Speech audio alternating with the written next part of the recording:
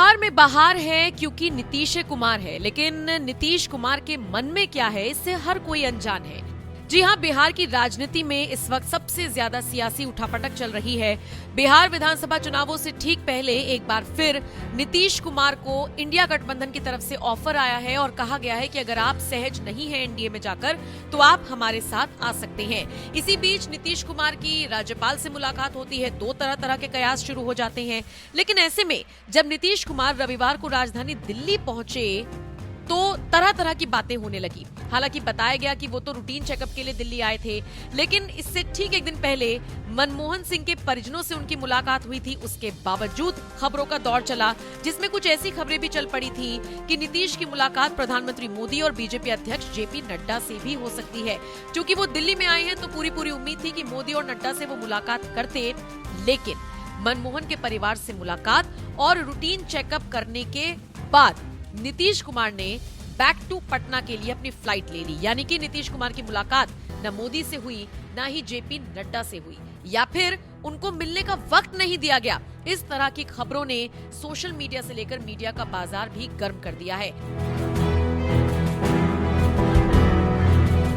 देखिए, नीतीश कुमार पटना वापस लौट चुके हैं, लेकिन चूंकि बीजेपी हाईकमान के किसी भी नेता से उनकी मुलाकात नहीं हुई, तो ऐसे में सियासी गलियारों में शोर तेज हो गया है कि नीतीश कुमार के मन में इस वक्त क्या चल रहा है।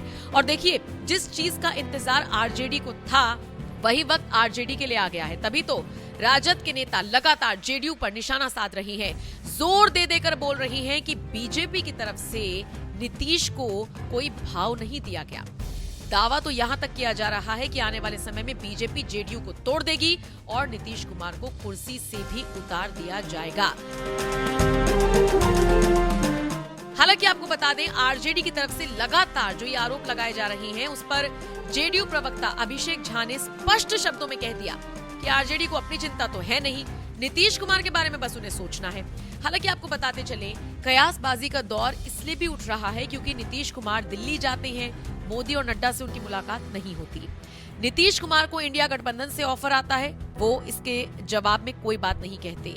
इन सब से इतर पप्पू यादव, जो कि 6 बार के सांसद हैं, बिहार की राजनीति में एक बड़ा नाम है, वो 200% गारंटी लेकर कहते हैं कि आप लिख कर ले लीजिए, मैं 200% ये बात कह सकता हूँ कि जिस तरीके से बाकी दलों के नेताओं को बीजेपी ने खत्म कर दिया, नीतीश कुमार को भी साइडलाइन कर दिया जाएगा और उन्हें मुख्यमंत्री की कुर्सी से उतार दिया जाएगा।